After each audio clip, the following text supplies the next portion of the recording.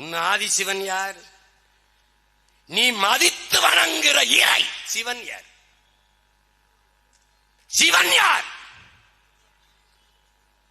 சிவனை மதித்து வணங்குகிறாய், அவன் பரம்பரையை மிதித்து ஒதுக்குகிறாய். இதுதான் இங்க நடந்த கொடுமை.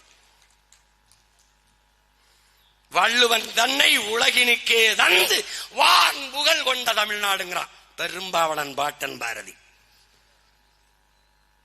அந்த வள்ளுவன் வழிவந்த பரம்பரையை பறையன் என்று தாழ்த்தி வீழ்த்தி சுகம் காணுகிறார். இதாண்டா கொடுமை, இதாண்டா கொடுமை. இதை தகர்க்க யாரால் முடியும்? தமிழ் பேரினத்தின் பெருந்தீ பிரபாகரன் என்ற பெரும் நெருப்பால் முடியும்.